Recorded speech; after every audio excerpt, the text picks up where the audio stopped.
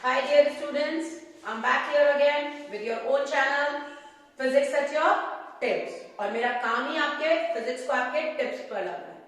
आपने यदि मेरा पिछला वीडियो देखा हो तो आप लोगों ने उसमें डायमेंशनल इक्वेशन बनाना सीखा था।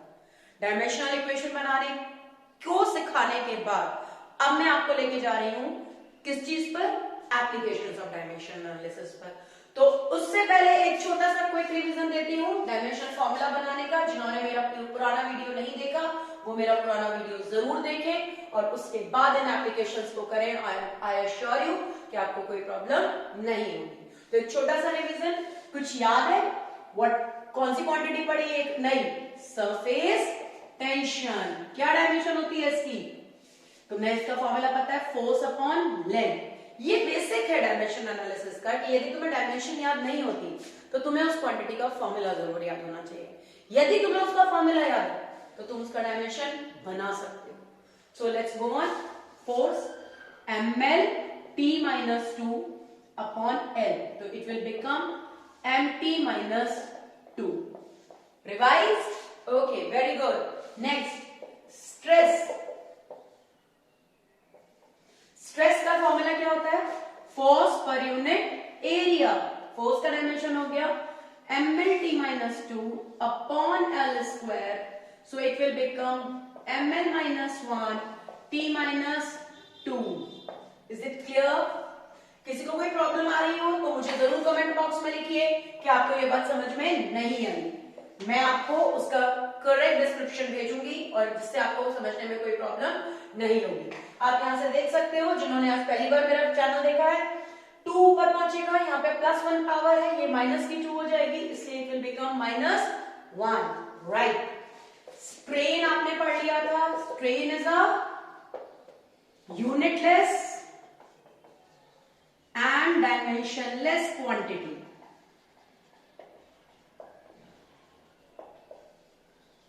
Is it clear? ओके, जल्दी से रिवाइज करते हैं। कोएफिशिएंट ऑफ इलास्टिसिटी, इसका फॉर्मूला होता है स्ट्रेस अपॉन स्ट्रेन। तो स्ट्रेस की डायमेंशन क्या है? ऊपर लिखी हुई है, फिलहाल तो आज कॉपी कर लो, ml minus 1 t minus 2। और मेरे स्ट्रेन की कोई डायमेंशन नहीं होती, इसलिए कोएफिशिएंट ऑफ इलास्टिसिटी की वही डायमेंशन होती है जो स्ट्रेस की होती है। यदि मैं तुमसे कहूं कि मुझे यूनिवर्सल ग्रेविटेशनल कांस्टेंट की डायमेंशन चाहिए तो तुम्हें उसका फॉर्मूला वो जो पता होना चाहिए कि वो कहां आया है। तो F is equal to G m1 m2 upon r square. ये तुम्हारा बहुत बेसिक फॉर्मूला है बेटा। किस चीज का? क्लास 9 का। अब इस फॉर्मूले को कन्वर्ट कर दो G में, fr square upon m1 m2, so it will become ml t minus 2 L square upon m square. It will become m minus 1 L cube t minus 2. Can you all see it?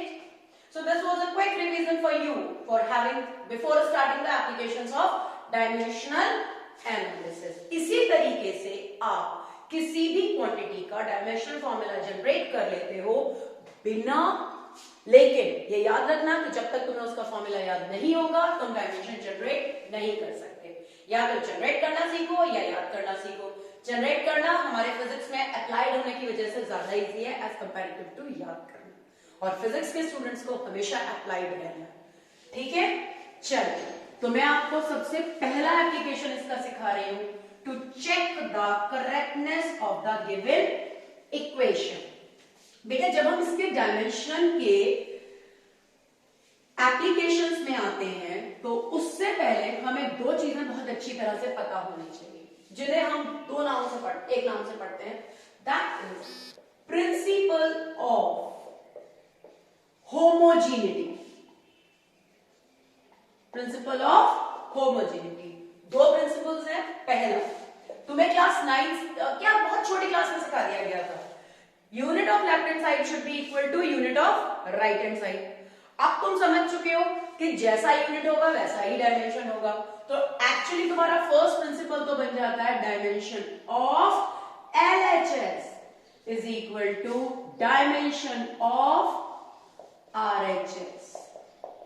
ठीक है, दूसरा बनता है आपका, you can add and subtract same quantities. जैसे length में length ही add की जा सकती है। अब यदि तुमने डायमेंशन ऑफ लेंथ में dimension of length L add करी है तो रिजल्ट L ही आता है। ठीक है, ये बात याद रखना। L प्लस L को 2L मत करना। तुम खुद सोचो इस एग्जाम्पल में कि यदि तुम कहते हो 5 मीटर प्लस 3 मीटर, तो तुम पलट के मुझसे क्या कहोगे? Ma'am it is 8 metre. तो 5 और 3 8 हुआ, तो मीटर और मीटर जोड़ के 2 मीटर क्यों नहीं हुआ? नहीं होता ना। उसी तरीके से जैसे यहाँ तुम यूनिट ऐड नहीं करते, सिर्फ यूनिट कंटिन्यू करते हो, उसी तरह से डायमेंशन भी ऐड नहीं करते, डायमेंशन कंटिन्यू करते हैं। Got it? उसी तरीके से यहां पर ये भी आएगा, L minus L will also be equal to L। ये जीरो मत कर देना। Got it? समझ में आ गया? T plus T will give you T, T minus T will give you T। Got it? Similarly, M plus M will give you M, and M minus M will give you M। Got it? ये चारों बातें आप याद रखेंगे, पहले ये पढ़ेंगे। ठीक है, चलिए तो शुरू करते हैं हमारा आज का target. That was first application of dimension analysis to check the correctness of the equation, to check the correctness of the equation. तो आज का टारगेट क्या है? To check the correctness of equation. ठीक है, मैं तुम्हें इसमें फर्स्ट क्वेश्चन दे रही हूं कि मेरे पास एक रिलेशन है F is equal to 6 pi eta r v, और तुमसे पूछती हूं क्या ये इक्वेशन डायमेंशनली करेक्ट है, और साथ साथ ये बताती भी हूं कि F यहां पर क्या स्टैंड करता है? फोर्स। ईटा स्टैंड करता है coefficient of viscosity, R stand करता है रेडियस, V स्टैंड करता है वेलोसिटी। जनरली हम उसे टर्मिनल वेलोसिटी कहते हैं। जब ये तुम रिलेशन पढ़ोगे आगे मुझसे तब मैं पढ़ाऊंगी। ठीक है, अब इसे चेक करने का तरीका क्या होगा? तुम सबसे पहले बनाओगे dimension of left hand side. Left hand side पे क्या क्वांटिटी है? Force. It will be equal to dimension of F, that is equal to MLT minus 2। ठीक है, फिर तुम लोगे डायमेंशन। अगला स्टेप एक एक तरीके से चलते हैं। Right hand side almost like trigonometry, धीरे धीरे फॉर्मूलेस पे जाते हैं। तो dimension of left hand right hand side में जाओगे तो लेना पड़ेगा dimension of 6 pi eta r v. अच्छा एक बात बताओ बेटा, क्या 6 पाई का कोई यूनिट होता है? नहीं होता। क्योंकि 6 पाई का कोई यूनिट नहीं होता तो 6 पाई की कोई डायमेंशन भी नहीं होगी। तो यहां पर आप डायमेंशन लिखोगे किसकी? ईटा की, आर की और वी की। ईटा की डायमेंशन हो गई ml minus 1 t minus 1, r की डायमेंशन हो गई l, वेलोसिटी की डायमेंशन हो गई lt minus 1, m l minus 1 plus 1 plus 1 क्या हो जाएगा? l। क्योंकि यहां से -1, चलो मैं एक बार लिख देती हूँ, +1 प्लस 1, क्योंकि हम इसमें हमारे अलजेब्रा का बेसिक रूल लगा रहे हैं, बेसिस सेम होते हैं तो पावर्स ऐड हो जाती हैं। So it will become t -1 -1, so children overall it will become ml t minus 2।